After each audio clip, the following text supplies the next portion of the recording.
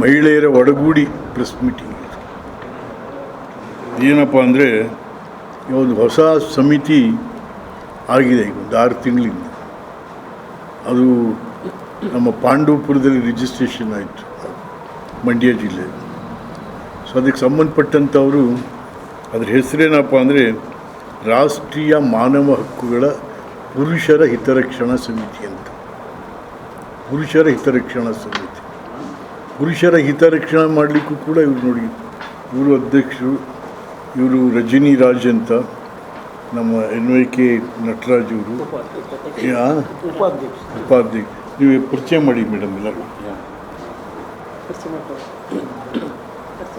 ಕೃಷ್ಣ ಅರಸ್ ಅಂತ, ಮಂಡ್ಯ ಜಿಲ್ಲಾ. ಪರಿಚಯ ಮಾಡ್ಕೊಳ್ಳಿ. ನಮಸ್ಕಾರ ಎಲ್ಲರೂ ಮಾಧ್ಯಮ ಸ್ನೇಹಿತರಿಗೆ. ನಾನು ಮಂಡ್ಯ ಜಿಲ್ಲಾ ರಾಷ್ಟ್ರೀಯ ಹಿತರಕ್ಷಣಾ ಸಮಿತಿ ಮಂಡ್ಯ ಜಿಲ್ಲಾ ಅಧ್ಯಕ್ಷ ಆಗಿದ್ದೀನಿ. ಕೃಷ್ಣ ಅರಸ್ ಅಂತ. ರಾಷ್ಟ್ರೀಯ ಪುರುಷರ ಹಿತರಕ್ಷಣಾ ಸಮಿತಿಯ ಸಂಸ್ಥಾಪಕ ಅಧ್ಯಕ್ಷೆಯಾದ ಶ್ರೀಮತಿ ರಜಿನಿ ರಾಜಾದ ನಾನು. ನಮ್ಮ ರಾಷ್ಟ್ರೀಯ ಪುರುಷರ ಹಿತರಕ್ಷಣಾ ಸಮಿತಿ ಅಸ್ತಿತ್ವಕ್ಕೆ ಬರಲಿಕ್ಕೆ ನಮ್ಮ ಈ ಧುರೀಣ ವ್ಯಕ್ತಿಯಾದಂಥ ಇವ್ರನ್ನ ನಾವು ಕೇಳ್ಕೊಂಡಾಗ ಖಂಡಿತ ನಾನು ಇದಕ್ಕೆ ಕೈ ಜೋಡಿಸ್ತೀನಿ, ಪುರುಷರಿಗೂ ಎಲ್ಲೋ ಒಂದು ಕಡೆ ಅನ್ಯಾಯ ಆಗುವಾಗ ನನ್ನ ಕೈಯನ್ನು ಜೋಡಿಸ್ತೀನಿ ಅಂತೇಳಿ ಇವರನ್ನು ರಾಷ್ಟ್ರೀಯ ಗೌರವ ಅಧ್ಯಕ್ಷರನ್ನಾಗಿ ನಾನು ಮಾಡಿದ್ದೇನೆ. ಇವ್ರ ಪಕ್ಕ ಕೂತಿರೋರು ನಟರಾಜ್ ಅಂತ, ಅಧಿಕಾರಿಯಾಗಿ ನಿವೃತ್ತ ಅಧಿಕಾರಿಯಾಗಿದ್ದಾರೆ. ಇವ್ರನ್ನ ರಾಷ್ಟ್ರೀಯ ಉಪಾಧ್ಯಕ್ಷರಾಗಿ ಆಯ್ಕೆ ಮಾಡಿದ್ದೇನೆ. ಈ ಕಡೆ ಕೂತಿರೋರು ಮಂಡ್ಯ ಜಿಲ್ಲೆ ಅಧ್ಯಕ್ಷರನ್ನಾಗಿ ಪುರುಷರ ಸಮಿತಿಗೆ ಆಯ್ಕೆ ಮಾಡಿದ್ದೇನೆ. ನಮ್ಮ ಮಹಿಳಾ ವಿಂಗ್ ಅಂತ ಬಂದಾಗ ನಮ್ಮ ಖಜಾಂಚಿಯವರವರು ವೇದ ಅವರು ಅಂತೇಳಿ ರಾಷ್ಟ್ರೀಯ ಸಮಿತಿಯ ರಾಷ್ಟ್ರೀಯ ಖಜಾಂಚಿಯವರು. ನಮ್ಮ ಮಹಿಳಾ ವಿಂಗ್ ಅಂತ ಬಂದಾಗ ಮಂಡ್ಯ ಜಿಲ್ಲೆಯ ಅಧ್ಯಕ್ಷರಾಗಿ ಶಕುಂತಲಾ ಅವರು ಆಯ್ಕೆ ಮಾಡಿದ್ದೇನೆ. ಮತ್ತು ಇದೇ ಥರ ಉಪಾಧ್ಯಕ್ಷರಾಗಿ ಮಹಿಳಾ ವಿಂಗ್ನಲ್ಲಿ ನಮ್ಮ ಪ್ರಮೀಳಾ ಅವರನ್ನು ಆಯ್ಕೆ ಮಾಡಿದ್ದೇನೆ. ಈ KT ಶ್ರೀಕಂಠೇಗೌಡರು ನಿಮಗೂ ಗೊತ್ತಿರುವ ಹಾಗೆ ಮಾಜಿ MLC, ಅವರನ್ನು ರಾಷ್ಟ್ರೀಯ ಮಟ್ಟದ ಪುರುಷರ ಹಿತರಕ್ಷಣಾ ಸಮಿತಿ ಅಧ್ಯಕ್ಷರನ್ನಾಗಿ ಆಯ್ಕೆ ಮಾಡಿದ್ದೇನೆ. ಸೊ ಇದು ಇವ್ರ ಸಮಿತಿ ಇದು. ಸೊ ಇವರು ನಿಮ್ಮ ಧ್ಯೇಯೋದ್ದೇಶ ಎಲ್ಲ ಹೇಳಿ. ನೀವು ಮಾತಾಡಿ ಅಷ್ಟು, ನೀವು ಮಾತಾಡಿ ಹೇಳಿ. ಪುರುಷರ ಪರವಾಗಿ ಮಹಿಳೆಯರು ಮಾತಾಡ್ತಾರೆ.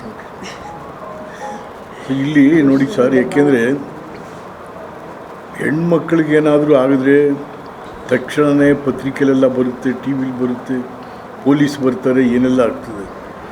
ಅದೇ ಗಂಡು ಮಕ್ಕಳಿಗೆ ಯಾವ ರೀತಿನಾದ್ರೂ ನೋವಾದರೆ ಅದು ಯಾರು ಕೂಡ ಅದ್ರ ಬಗ್ಗೆ ಗಮನನೂ ಕೂಡ ತಗೊಳ್ಳೋದಿಲ್ಲ.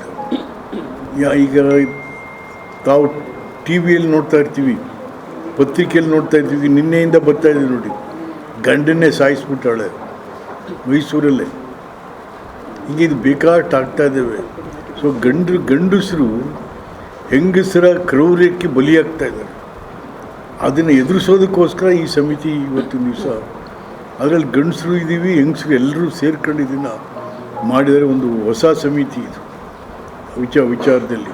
ಆದ್ದರಿಂದ ಇದಕ್ಕೆ ತಾವು ನಮ್ಮ ಮಾಧ್ಯಮದ ಸ್ನೇಹಿತರು ಇದಕ್ಕೆ ಹೆಚ್ಚಿನ ರೀತಿಯಲ್ಲಿ ಪ್ರೋತ್ಸಾಹ ಮಾಡಬೇಕು, ಬೆಂಬಲಿಸಬೇಕು, ಪ್ರಚಾರ ಕೂಡ ಆಗಬೇಕು, ಜನಕ್ಕೆ ಗೊತ್ತಾಗಬೇಕು ಇದು ಅಂತಕ್ಕಂಥದ್ದು. ನೀವು ನೋಡಿ, ಬಂದಿದೆ ಒಬ್ಬ ಟೀಚರು, ಅವ್ರ ತಾಯಿ 80 ವರ್ಷ, ಅವಳಿಗೆ ಇದು ಕೊಡ್ದೇನೆ, ಊಟ ಕೊಡ್ದೇನೆ ಸಾಯಿಸ್ತಾವೆ. ಶಿಕ್ಷಕ ಮಂಡ್ಯ ಜಿಲ್ಲೆಯಲ್ಲಿ. ಸೊ ಅದೆಲ್ಲ ಆ ಥರದ್ದೆಲ್ಲ ಈಗ ಕಂಪ್ಲೇಂಟ್ಸ್ ಬರ್ತಾ ಇದ್ದಾವೆ. ಸೊ ಇದನ್ನು ಪೊಲೀಸ್ನವರು ತಗೊಳ್ಳೋದಿಲ್ಲ ಸೀರಿಯಸ್ ಆಗಿ. ಗಂಡಸ್ರ ಕಂಪ್ಲೇಂಟ್ನ ಪೊಲೀಸ್ನವ್ರು ತಗೋತಾನೇ ಇಲ್ಲ, ಬರೀ ಹೆಂಗಸ್ರ ಕಂಪ್ಲೇಂಟ್ ಮಾತ್ರ ತಗೋತಾ ಇದ್ದಾರೆ. ಅದು ಈ ಗಂಡಸ್ರಿಗೆ ಇಷ್ಟೆಲ್ಲ ಕಿರುಕುಳ ಆದ್ರೂ ನಮ್ಮನ್ನು ಗಂಡಸ್ರಿಗೆ ಕೇಳೋರ ಪರಿಸ್ಥಿತಿಲ್ಲ ಹಾಗಾಗಿದೆ. ಹಾಗಾಗಿ ಇದನ್ನು ಕಣ್ತರಿಸ್ಬೇಕು ಅಂತ ಅಷ್ಟೇ. ಹೌದಪ್ಪ, ಈಗ ಈ ಸಮಾಜ ಭಾಳ ನಾಗಾಲೋಟದಲ್ಲಿ ಓಡ್ತಾ ಇದೆ. ಈ ನಾಗರಿಕತೆ ಜಾಸ್ತಿ ಆಗ್ತಾ ಏನಾಗ್ತಾ ಇದೆ ಅಂತಂದರೆ, ಸಿವಿಲೈಸೇಷನ್ ಜಾಸ್ತಿ ಆಗ್ತಾ ಕ್ರಿಮಿನಲೈಸೇಷನ್ ಕೂಡ ಅದ್ರ ಜೊತೆಗೆ ಜಾಸ್ತಿ ಆಗ್ತಾ ಹೋಗ್ತದೆ. ಸೊ ಹಾಗಾಗಿ ಇದನ್ನು ಪ್ರತಿರೋಧಕ್ಕಾಗಿ ಅಥವಾ ಅದನ್ನು ಸರಿ ಮಾಡಲಿಕ್ಕೋಸ್ಕರವಾಗಿ ಇವತ್ತಿನ ದಿವಸ ಈ ಪುರುಷರ ಹಿತರಕ್ಷಣಾ ಸಮಿತಿಯನ್ನು ಮಾಡ್ಕೊಂಡಿದ್ದೀವಿ ನಾವೆಲ್ಲ ಸೇರಿ. ಪಾಪ ಇದಕ್ಕೆ ಯಾರಪ್ಪ ಅಂದರೆ ಈ ಸಂಸ್ಥೆ ಹುಟ್ಟಾಕ್ತವ್ರೆ ನಮ್ಮ ಹೆಣ್ಮಗಳು ರಜನಿ, ಮಂಡ್ಯದವರು. ಇವ್ರು ಪಾಪ ಎಲ್ಲೆಲ್ಲಿ ಮೊನ್ನೆ ಬೀದರ್ಗೆ ಹೋಗಿದ್ರು, ಬೀದರ್ಗೆ ಹೋಗಿ ಅಲ್ಲೊಂದು ಗಲಾಟೆಯಾಗಿ ಅಲ್ಲಿ ನಮ್ಮ ಬೀದರ್ದು ಅಲ್ಲಿಗೆಲ್ಲ ಹೋಗಿ ಬಂದಿದ್ದಾರೆ. ಸೊ ಹೀಗೆ ಹೆಣ್ಮಕ್ಳು ಎಲ್ಲಿ ಕಂಪ್ಲೇಂಟ್ ಬಂದರೂ ಕೂಡ ತಕ್ಷಣ ಈ ಟೀಮ್ ಹೋಗ್ತಾರೆ ಅಲ್ಲಿಗೆ. ಯಾವುದು ಹೆಣ್ಮಕ್ಳು ಕಂಪ್ಲೇಂಟ್ ಅಲ್ಲ, ಈಗ ಗಂಡು ಮಕ್ಕಳು ಕಂಪ್ಲೇಂಟು. ಹೆಂಡತಿ ಹೊಡಿತಾಳೆ, ಅತ್ತೆ ಹೊಡಿತಾಳೆ, ಹಿಂಗ್ರಿ ಇರೋ ಫ್ಯಾಕ್ಟ್ ಅದು. ನಮಗೇನಾಗಿದೆ ಅಂತ ಅಂದರೆ, ನಾವು ಹೇಳ್ಕೊತಾ ಇಲ್ಲ ಗಂಡಸರು, ಹೆಂಡತಿ ಹೊಡಿಯೋದನ್ನು ಗಂಡಸರು ಹೇಳ್ಕೊತಾ ಇಲ್ಲ. ಅದನ್ನು ಯಾರ ಹತ್ರ ಹೇಳ್ಕೊತಾರೆ? ಸೊ ಅದಕ್ಕೆ ಈಗ ಇವತ್ತು ದಿವಸ ಒಂದು ಸಮಿತಿ, ಏನಾದರೂ ನಿಮಗೆ ತೊಂದರೆ ಇದ್ದರೆ ಗಂಡಸರಿಗೆ ನಿಮ್ಮ ಮನೆಯಿಂದ ಹೆಣ್ಮಕ್ಳಿಂದ ತೊಂದರೆ ಇದ್ದರೆ ಈ ಸಮಿತಿ ಮುಂದೆ ಬಂದರೆ ಅದನ್ನು ಬಂದು ಸಾಲ್ವ್ ಮಾಡ್ತಾರೆ. ಅವರು ಅಲ್ಲಿ ಸ್ಥಳಕ್ಕೆ ಹೋಗಿ ಅವ್ರನ್ನ ನಿಮ್ಮನ್ನೆಲ್ಲ ಕೂಡಿಸಿ ಮಾಡಿ ಒಂದು ಕೋಆರ್ಡಿನೇಷನ್ ಮಾಡಲಿಕ್ಕೆ ಪ್ರಯತ್ನ ಮಾಡ್ತಾರೆ. ಸೊ ಹಾಗಾಗಿ ಇವತ್ತಿನ ದಿವಸ ಎಲ್ಲ ಮಂಡ್ಯದಿಂದೆಲ್ಲ ಬಂದಿದ್ದಾರೆ. ತಮ್ಮ ಜೊತೆಗೆ ಮಾಧ್ಯಮದ ಸ್ನೇಹಿತರ ಜೊತೆಗೆ ಮೈಸೂರಲ್ಲಿ ನಾವು ಮಾತಾಡಬೇಕು ಅಂತಕ್ಕಂಥ ವಿಚಾರದಲ್ಲಿ, ಹಾಗಾಗಿ ತಾವು ಹೆಚ್ಚಿನ ರೀತಿಯಲ್ಲಿ ಇದಕ್ಕೆ ಏನಾರು ಇದೆಯಾ ಹೇಳಿ. ಸರ್, ಮಾಧ್ಯಮ ಮಿತ್ರರೇ, ನಾನು ಮಹಿಳೆಯರ ಪರವಾಗಿ ಕಳೆದ 8 ವರ್ಷದಿಂದ ಮಹಿಳೆಯರ ಪರವಾಗಿ ನಮ್ಮ ರಾಜ್ಯ ಅಲ್ಲದೆ ಹೊರ ರಾಜ್ಯದಲ್ಲೂ ಕೂಡ ನಾನು ಮಹಿಳಾ ದೌರ್ಜನ್ಯ ಪ್ರಕರಣವನ್ನು ಬಗೆಹರಿಸಿದ್ದೇನೆ. ಇಲ್ಲಿ ತನಕ ಕೋರ್ಟ್ ಮೆಟ್ಲು, ಪೊಲೀಸ್ ಸ್ಟೇಷನ್ ಮೆಟ್ಲು ಹತ್ತಿಸದೆ 84 ಕೇಸನ್ನು ಮಾಡಿದ್ದೇನೆ. ಹಾಗಾಗಿ ಹಲವಾರು IPS ಅಧಿಕಾರಿಗಳು, ನ್ಯಾಯಾಧೀಶರುಗಳು ನನಗೆ ಅಭಿನಂದಿಸಿ ಸನ್ಮಾನಗಳನ್ನು ಮಾಡಿದ್ದಾರೆ. ಈ ನಿಟ್ಟಿನಲ್ಲಿ ನಾನು ಮಹಿಳಾ ದೌರ್ಜನ್ಯ ಪ್ರಕರಣಗಳನ್ನು ಆಪ್ತ ಸಮಾಲೋಚನೆ ಮಾಡುವಾಗ ಕೆಲವೊಂದು ಕಡೆ ಮಹಿಳೆ ಎಲ್ಲೋ ಒಂದು ಕಡೆ ಕಾನೂನನ್ನು ಮಿಸ್ಯೂಸ್ ಮಾಡ್ಕೊಳ್ತಾ ಇದ್ದಾಳೆ, ಪುರುಷ ಅವನು ಏನೇ ಕೂಡ ಮಾಡದೇ ಇದ್ರೂ ಅವನ ಮೇಲೆ ಸುಳ್ಳು ಆರೋಪ ಮಾಡಿ ಕಂಪ್ಲೇಂಟನ್ನು ತುಂಬ ರೈಸ್ ಮಾಡಿ ನಿಂತಿದ್ದಾಳೆ ಅನ್ನೋದು ಎಲ್ಲೋ ಒಂದು ಕಡೆ ಗೊತ್ತಾಗ್ತಾ ಇತ್ತು. ಆ ಕೌನ್ಸಿಲಿಂಗಲ್ಲಿ ಮಾಡುವಾಗ ನಾನು ಯಾಕೆ ಪುರುಷರ ಸಮಿತಿನ ಒಂದು ತೆಗಿಬಾರ್ದು? ಈಗ ಮಹಿಳೆಯರಿಗಾಗಿ ಮಹಿಳಾ ಆಯೋಗ ಇದೆ, ಮಹಿಳಾ ಸಂಘಟನೆಗಳಿದೆ, ಮಹಿಳಾ ಠಾಣೆಗಳಿದೆ. ಹಾಗೆ ಪುರುಷನಿಗೆ ಇಲ್ಲ, ಇದೊಂದು ಮಾಡಲೇಬೇಕು, ಕಾನೂನಾತ್ಮಕವಾಗಿ ಒಂದು ನೋಂದಣಿನ ಮಾಡಿಸಿ ರಾಷ್ಟ್ರಾದ್ಯಂತ ಮಾಡಬೇಕನ್ನೋ ನಿಟ್ಟಿನಲ್ಲೇ ಇದಕ್ಕೆ ಹೋರಾಟವನ್ನು ನಾನು ಮಾಡೋದಕ್ಕೆ ನಿಂತದ್ದು. ಯಾವಾಗ ಕಾನೂನಲ್ಲಿ ಮಹಿಳೆಗೆ ತುಂಬ ಸ್ವತಂತ್ರ ಕೊಡೋದು, ಕಾನೂನನ್ನು ಯಾವುದೋ ಒಂದು ಟೈಮಲ್ಲಿ ಮಿಸ್ಯೂಸ್ ಮಾಡೋಕ್ಕೆ ಶುರು ಮಾಡಿದ್ದಾಳೆ ಕೆಲವು ಮಹಿಳೆ. ಇವತ್ತಿಗೂ ಕೂಡ ಮಹಿಳೆ ಮೇಲೆ ದೌರ್ಜನ್ಯ, ಅತ್ಯಾಚಾರಗಳು ನಡೀತಾನೇ ಇದ್ದಾವೆ. ಅವಳ ಮೇಲೂ ಕೂಡ ನಿಂತಿಲ್ಲ ಮಹಿಳೆ ಮೇಲೆ, ಹಾಗಾಗಿ ಪುರುಷನ ಮೇಲೂ ನಡೀತಾ ಇದೆ, ಇಲ್ಲ ಅಂತ ಹೇಳೋದಿಲ್ಲ. ಹಿಂದೆ ನಿಮಗೆಲ್ಲರಿಗೂ ಗೊತ್ತಿರ್ಬೋದು, ಈ ಡೆಲ್ಲಿಯಲ್ಲಿ ಕಳೆದ 2 ತಿಂಗಳಿಂದ ಹೆಂಡತಿ ಮತ್ತು ಅವರ ತಂಗಿಯಿಂದ ದೌರ್ಜನ್ಯಕ್ಕೊಳಗಾಗಿ ನ್ಯಾಯಾಧೀಶರೇ ಆತ್ಮಹತ್ಯೆಗೆ ಶರಣಾಗ್ತಾರೆ. ಅದನ್ನು ತನ್ನ ತಂದೆಗೆ ಆತ್ಮಹತ್ಯೆಗೆ ಶರಣಾಗೋದಕ್ಕಿಂತ ಮುಂಚೆ ಅವರು ಕೂಡ ತಂದೆಗೆ ರವಾನೆ ಮಾಡ್ತಾರೆ, ನನಗೆ ತಡ್ಕೊಳ್ಳೋಕ್ಕಾಗಲ್ಲ, ನಾನು ಆತ್ಮಹತ್ಯೆಗೆ ಶರಣಾಗ್ತೀನಿ ಅಂತೇಳಿ. 2 ತಿಂಗಳಿಂದ ನಡೆದಿರುವಂಥದ್ದು. ನ್ಯಾಯದಾನ ಮಾಡೋ ನ್ಯಾಯಾಧೀಶರಿಗೆ ಆದರೆ ನಮ್ಮ ಸಾಮಾನ್ಯ ಮನುಷ್ಯರ ಗತಿ ಏನು? ಇದೆಲ್ಲ ನಾವು ಪರಿಗಣಿಸಬೇಕಾಗ್ತದೆ. ಕೆಲವೊಂದು ಮಹಿಳೆ ಕಾನೂನ ದುರುಪಯೋಗ ಮಾಡ್ಕೊಳ್ತಾ ಇದ್ದಾಳೆ. ಅವಳಿಗೆ ಯಾವಾಗ ಕಾನೂನಲ್ಲಿ ಅವಳಿಗೆ ತುಂಬ ಸ್ವತಂತ್ರ ಸಿಕ್ತು, ಕೆಲವೊಂದು ಕಡೆ ಅವಳು ಮನೇಲಿರ್ಬೋದು, ಮತ್ತು ಹೊರಗಡೆ ಇರ್ಬೋದು, ಕೆಲಸ ಮಾಡೋ ಸ್ಥಳದಲ್ಲಿರ್ಬೋದು, ರಜೆ ಕೊಟ್ಟಿಲ್ಲ ಅಂದರೆ MD ಮೇಲೆ, CO ಮೇಲೆ ನನಗೆ ಮೈ ಮುಟ್ಟಿದ, ಮೈ ಟಚ್ ಮಾಡ್ದ ಅಂತೇಳಿ ರಜೆ ಕೊಟ್ಟಿಲ್ಲ ಅನ್ನೋ ಕಾರಣಕ್ಕೆ ಇದೆಲ್ಲ ನನಗೆ ತುಂಬ ಬರ್ತಾಯಿತ್ತು ಫಸ್ಟಿಂದಲೂ.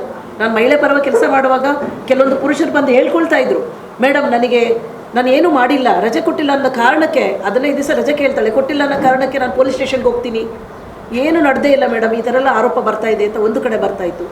ಇನ್ನೊಂದು ಕಡೆ ನನ್ನ ಹೆಂಡತಿ ರಾತ್ರಿ 11 ಗಂಟೆಗೆ ಬರೋದು, ಯಾರೋ ಪರಪುರುಷನ ಜೊತೆ ಬರೋದು, ನಾನು ಅದು ಕೇಳಲಿಕ್ಕೆ ಹೋದರೆ ನೀನು ಯಾರು ಕೇಳಲಿಕ್ಕೆ ಅಂತ ಕೇಳೋದು.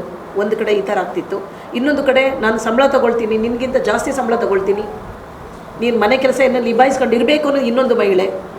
ಇದೆಲ್ಲ ಕೆಲವೊಂದು ಪುರುಷರು ಹೇಳ್ತಾ ಇದ್ದಂಥ ವಾಯ್ಸ್ ಕೌನ್ಸಿಲಿಂಗಲ್ಲಿ, ಮೇಡಮ್ ಈ ಥರ ಟಾರ್ಚರ್ ಕೊಡ್ತಾಳೆ ಅಂತ.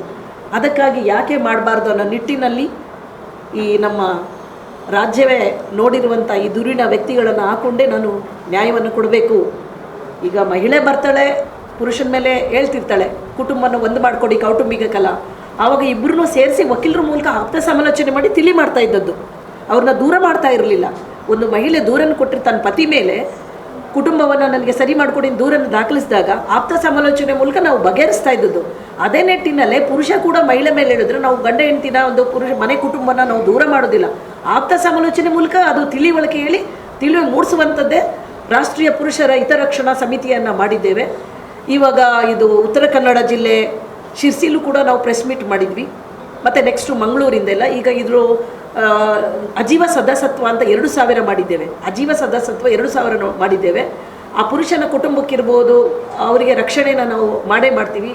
ನಮ್ಮ ರಾಜ್ಯ ಅಲ್ಲದೆ ಹೊರ ರಾಜ್ಯದಲ್ಲೂ ಕೂಡ ಎಲ್ಲೇ ಧ್ವನಿ ಬಂದ್ರೂ ಪುರುಷನಿಗಾಗಿ ನಿಲ್ತೇವೆ ಅನ್ನೋ ನಿಟ್ಟಿನಲ್ಲೇ ನಾವು ಮಾಡಿರೋದು. ಒಂದೊಂದು ಜಿಲ್ಲಾ ಅಧ್ಯಕ್ಷರನ್ನಾಗಿ ನಾವು ಮಾಡಿದ್ದೇವೆ. ಮಹಿಳೆಯರನ್ನೇ ಕೂಡ ಮಹಿಳಾ ವಿಂಗ್ ಅಂತ ಬಂದಾಗ ಮಹಿಳೆಯರನ್ನೇ ಕೂಡ ಮಂಡ್ಯ ಜಿಲ್ಲೆ ಅಧ್ಯಕ್ಷರಾಗಿ ಮಹಿಳೆಯರನ್ನ ಮಾಡಿದ್ದೀನಿ. ಮತ್ತು ಖಜಾಂಚಿಯಾಗಿ ರಾಷ್ಟ್ರ ಮಟ್ಟದಲ್ಲಿ ಮಹಿಳೆಯನ್ನೇ ಮಾಡಿರೋದು. ಹಾಗಾಗಿ ನೋಡಿ, ಇವರು ಕೂಡ ಅಧಿಕಾರಿ ಆಗಿದ್ದರು, ನಿವೃತ್ತ ಅಧಿಕಾರಿ ಇವರು ರಾಷ್ಟ್ರೀಯ ಉಪಾಧ್ಯಕ್ಷರನ್ನಾಗಿ ಮಾಡಿದ್ದೀವಿ. ಇವರೆಲ್ಲರೂ ಕೂಡ ನಮಗೆ ಕೈ ಜೋಡಿಸ್ತಾ ಇದ್ದಾರೆ. ಎಲ್ಲೇ ಹೋದ್ರು ಈಗ ನಾವು ಆಗ್ತೀವಿ ಅಂತೇಳಿ ತುಂಬ ಮಂದಿ ನೋಂದಣಿ ಆಗಿದ್ದಾರೆ. ಈಗ ಆಲ್ರೆಡಿ ತುಂಬ ಮಂದಿ ಪುರುಷರು ರಾಜ್ಯದಿಂದ ಫೋನ್ಗಳು ಬರ್ತಾ ಇದ್ದಾವೆ, ರಾಜ್ಯಗಳಿಂದ ಫೋನ್ ಬರ್ತಾ ಇದ್ದಾವೆ. ಈಗ ನಮಗೆ ಸದ್ಯಕ್ಕೆ ಸ್ಟಾಪ್ ಮಾಡಿದ್ದೀವಿ ನೋಂದಣಿಯನ್ನು. ಯಾಕೆ ಅಂದರೆ ಆಗ್ತಿಲ್ಲ ಪುರುಷರದ್ದು. ಈಗ ಒಂದು ಪದಗ್ರಹಣ ಮಾಡಬೇಕು ಅಂದ್ಕೊಂಡಿದ್ದೀವಿ ಮಂಡ್ಯದಲ್ಲಿ ದೊಡ್ಡ ಮಟ್ಟದಾದಮೇಲೆ ನಾವು ಕಂಟಿನ್ಯೂ ಮಾಡ್ತೀವಿ. ಈಗ ಆಲ್ರೆಡಿ ಆಗಿದ್ದಾರೆ ಸ್ವಲ್ಪ ಜನ. ಈಗ ನಾವೇ ಸ್ವಲ್ಪ ಅವಾಯ್ಡ್ ಮಾಡ್ಲಿಕ್ಕೆ ಆಗ್ತಿಲ್ಲ. ಮೇಡಮ್, ನನ್ನ ಮನೇಲಿ ಹೀಗೆ, ನನ್ನ ಹೆಂಡತಿ ಹೀಗೆ, ನನ್ನ ನಾದ್ನಿ ಹೀಗೆ, ಅತ್ತೆ ಹೀಗೆ, ಪ್ರತಿದಿನ ದೌರ್ಜನ್ಯ ಘಟನೆಗಳು ಬರ್ತಾ ಇದೆ. ಹೆಂಡತಿ ಕೇಳ್ದೆ ಮಗುನ ಕರ್ಕೊಂಡು ಹೋಗಿದ್ದಾಳೆ, ಮಗು ನೋಡೋಕ್ಕೆ ಬಿಡ್ತಾ ಇಲ್ಲ, ಮೇಂಟೆನೆನ್ಸ್ ಕೊಡ್ತಾ ಇದ್ರು ಕೂಡ ನೆಮ್ಮದಿ ಇಲ್ಲ ಮೇಡಮ್, ಸುಳ್ಳು ಆರೋಪ, ಡೈಲಿ ಸ್ಟೇಷನ್ಗೆ ಹೋಗೋದೇ ಆಗ್ತಿದೆ ಅಂತ ಮೊನ್ನೆ ಕೂಡ ನನಗೆ ಕರೆ ಮಾಡಿದರು ರಾಯಚೂರಿಂದ. ಕೆಲವೊಂದು ಪುರುಷರು ಹೇಳ್ಕೊಳ್ಳಿಕ್ಕಾಗೋದಿಲ್ಲ. ಅವ್ರ ಪ್ರೆಸ್ಟೇಜು, ಕುಟುಂಬದ ವ್ಯವಸ್ಥೆಗಳನ್ನು ನೋಡಿ ತಮ್ಮ ನೋವನ್ನು ಅವರೇ ಮನಸ್ಸಲ್ಲೇ ಇಟ್ಕೊಂಡೇ ಹೇಳ್ಕೊಳ್ಳೋಕೆ ಬರೋಕ್ಕಾಗ್ತಿರಲಿಲ್ಲ. ಈಗ ನಾವು 4 ಗೋಡೆ ಮಧ್ಯ ಆಪ್ತ ಸಮಾಲೋಚನೆ ಮಾಡಿ ತಿಳುವಳಿಕೆ ಹೇಳಿ ಮೂಡಿಸುವಂಥದ್ದೇ ಇದು ಮಾಡಿರೋದು. ಸರ್, ಎಲ್ರಿಗೂ ನಮಸ್ಕಾರ. ನಾನು ಈ ಒಂದು ರಾಷ್ಟ್ರೀಯ ಪುರುಷರ ಹಿತರಕ್ಷಣಾ ಸಮಿತಿ ರಚನೆ ಆದಾಗಲಿಂದನೂ ಪಾಲ್ಗೊಂಡಿದ್ದೇನೆ. ಸುಮಾರು 2-3 ತಿಂಗಳ ಹಿಂದೆ ಮಂಡ್ಯದಲ್ಲಿ ಶ್ರೀಮತಿ ರಜನಿ ರಾಜ್ರವರು ನಮ್ಮ ನಾಡಿನ ಹೆಸರಾಂತ ರಾಜಕಾರಣಿ ವಿಶ್ವನಾಥ್ ಸಾಹೇಬ್ರವರ ಅಧ್ಯಕ್ಷತೆಯಲ್ಲಿ ಮತ್ತು ಮಂಡ್ಯದ ವಿಧಾನ ಪರಿಷತ್ತಿನ ಮಾಜಿ ಸದಸ್ಯರಾದಂಥ ಶ್ರೀ KT ಶ್ರೀಕಂಠೇಗೌಡರ ಅಧ್ಯಕ್ಷತೆಯಲ್ಲಿ ಈ ಸಮಿತಿ ರಚನೆ ಆಗಿದೆ. ಸರ್, ಇಷ್ಟೇ ಇಲ್ಲಿ ಹೇಳಬೇಕಾಗಿದ್ದು, ನಮ್ಮ ವ್ಯವಸ್ಥೆ ಏನಿದೆ ಇದೊಂದು ಪುರುಷ ಪ್ರಧಾನವಾದಂಥ ವ್ಯವಸ್ಥೆ. ಇಲ್ಲಿ ಮಹಿಳೆಯರು ಶೋಷಣೆಗೆ ಒಳಗಾಗಿದ್ದರು ಮತ್ತು ಜಾತ್ಯಾಧಾರಿತವಾಗಿ ಕೆಲವು ಜಾತಿಯವರು ಸಹ ಶೋಷಣೆಗೆ ಒಳಗಾಗಿದ್ದರು. ಹಾಗಾಗಿ ಇವರುಗಳಿಗೆ ರಿಸರ್ವೇಷನ್ನ ಕೊಟ್ಟಿದ್ದಾರೆ, ಕೆಲವು ಕಾನೂನು ರೀತಿಯ ಸೌಕರ್ಯಗಳನ್ನು ಕೊಟ್ಟಿದ್ದಾರೆ. ಈ ರಿಸರ್ವೇಷನ್ ಅನ್ನೋದೇನಿದೆ, ಆ ರಿಸರ್ವೇಷನ್ನ ಉಪಯೋಗಿಸಿಕೊಂಡು ಶೋಷಣೆ ಮಾಡುವ ಒಂದು ಸಂಸ್ಕೃತಿ ಬೆಳೀತಾ ಇದೆ ಅಂತಕ್ಕಂಥದ್ದು ಕೆಲವು ಕಡೆ ಸಾಬೀತಾಗಿದೆ. ಸೊ ಆ ಒಂದು ಉದ್ದೇಶದಿಂದ ಮಹಿಳೆಯರಿಗೆ ಈಗಾಗಲೇ ಅವರು ಹೇಳಿದಾಗೆ ಆಯೋಗ ಇದೆ, ಅನೇಕ ಸವಲತ್ತುಗಳನ್ನು ಕೊಡಲಾಗಿದೆ. ಆದರೆ ಮಹಿಳೆಯರು ಪುರುಷರ ಮೇಲೆ ಮಾಡ್ತಾ ಇರತಕ್ಕಂಥ ದೌರ್ಜನ್ಯಗಳಿದೆ, ಅವುಗಳಿಗೆ ಯಾವುದೇ ರೀತಿಯಾದಂಥ ಒಂದು ವ್ಯವಸ್ಥೆ ಇಲ್ಲ ಅಂಥೇಳಿ ವಾಲಂಟ್ರಿಯಾಗಿ ಕೆಲವು ಸಮಾನ ಮನಸ್ಕರು ಯೋಚನೆ ಮಾಡಿ ಯೋಜಿಸಿ ಈ ಒಂದು ಸಂಸ್ಥೆಯನ್ನು ಹುಟ್ಟಾಕಿದ್ದಾರೆ. ಇದು ಈಗ ಶೇಷಾವಸ್ಥೆಯಲ್ಲಿದೆ, ಈಗ ಪ್ರಾರಂಭವಾಗಿರೋದಷ್ಟೇ. ಮಂಡ್ಯದಲ್ಲಿ ಪ್ರಾರಂಭವಾಗಿ ರಾಜ್ಯದಾದ್ಯಂತ ಎಲ್ಲ ಜಿಲ್ಲೆಗಳಲ್ಲೂ ಇದರ ಒಂದು ಕಚೇರಿಯನ್ನು ಮತ್ತು ರಾಷ್ಟ್ರದಾದ್ಯಂತ ಕೆಲವು ಕಚೇರಿಗಳನ್ನು ಓಪನ್ ಮಾಡಲಿಕ್ಕೆ ಇದೆ.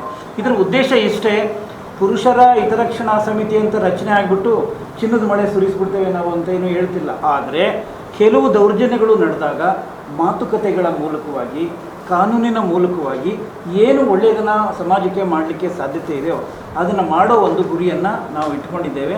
ಮುಂದಿನ ತಿಂಗಳು ಇದರ ಅದ್ಭುತವಾದ ಉದ್ಘಾಟನೆ ಮಂಡ್ಯದಲ್ಲಿ ಇನ್ನೂ ದಿನಾಂಕ ನಿಗದಿಯಾಗಿಲ್ಲ, ಅದರಲ್ಲಿ ಉದ್ಘಾಟನೆಗೊಳ್ತಾ ಇದೆ.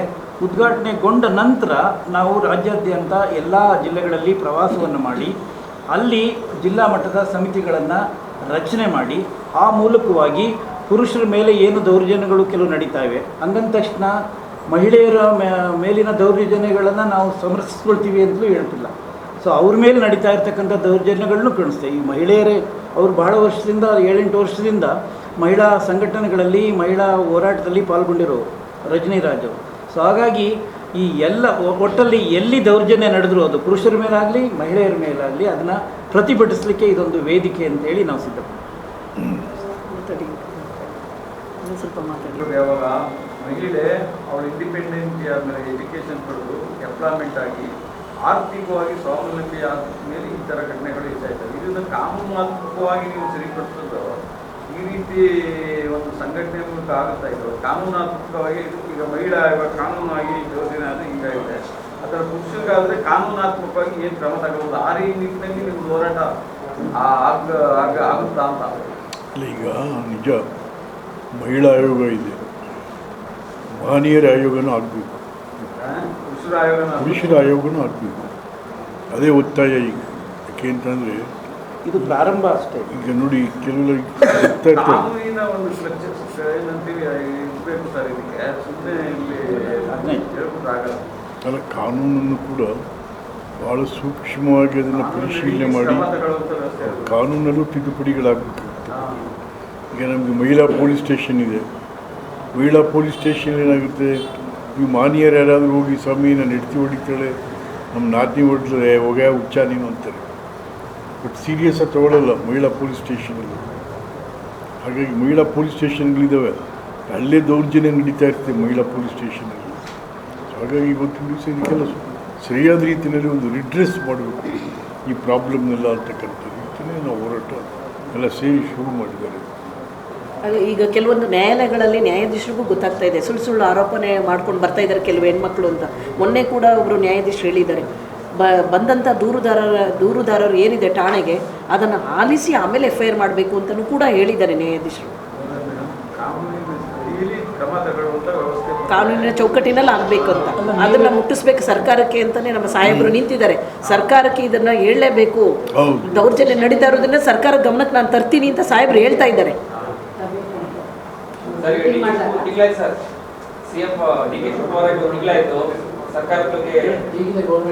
ಇವತ್ತು ಮಾತಾಡೋಣ, ನಾಳೆ ಮಾತಾಡೋಣ, ಅಲ್ಲಿ ಡೀಟೇಲ್ ಆಗಿ ಅಲ್ಲಿ ಹೆಂಗೆ ಮಾಡೋಣ.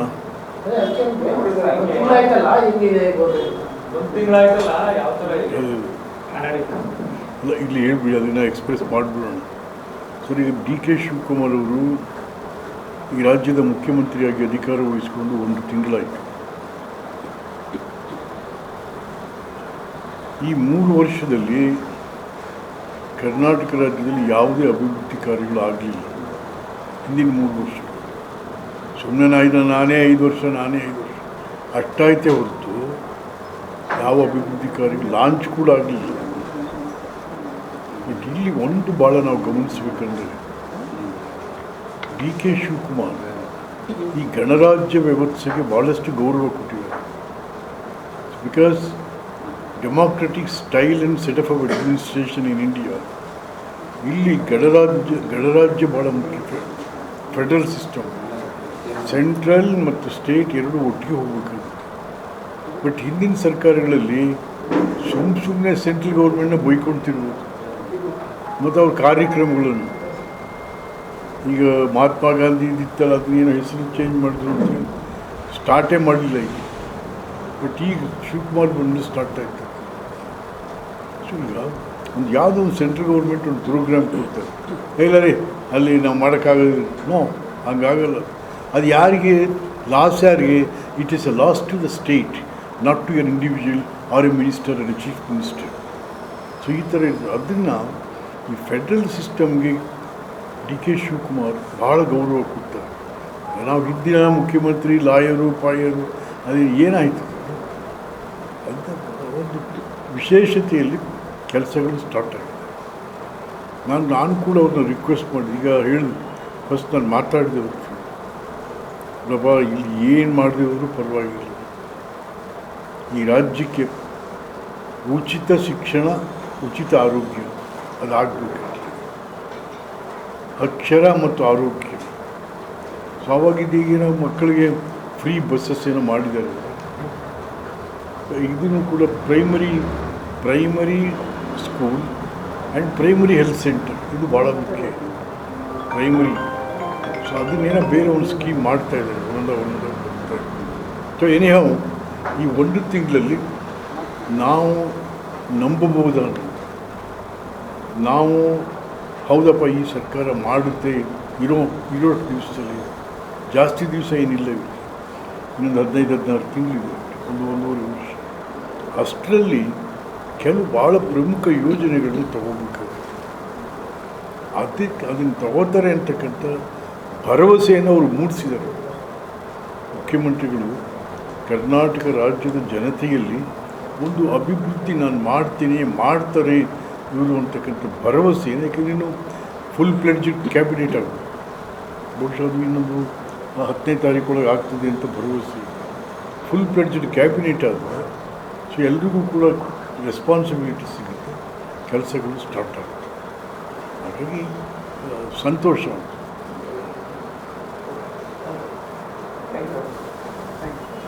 ಮತ್ತು ಮೇಡಮ್ ಹೋಗೋಣ.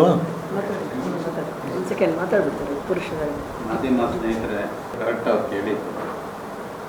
ಈಗ ನಿಮ್ಮ ಮುಖಾಂತರ ಇದನ್ನೆಲ್ಲ ಬಹಿರಂಗಪಡಿಸಿದ್ದೀವಿ ಸಾರ್ ಮುಖಾಂತರ. ಇವತ್ತಿಲ್ಲ ನಾಳೆ ನೀವೇ ಬಿತ್ತರಗೊಳಿಸ್ತೀರಿ, ಅದನ್ನು ಅದೇ ಪ್ರಚಾರ ಆಗುತ್ತೆ. ಕಾನೂನು ಯಾವ ರೀತಿ ನಡೀಬೇಕು ಅನ್ನೋದು ನಿಮ್ಮ ಮುಖಾಂತರನೇ ಗೊತ್ತಾಗುತ್ತೆ. ಈಗ ಅಣ್ಣ ಸಾರ್ ಹೇಳಿದ್ದು ಕರೆಕ್ಟಾಗಿದೆ.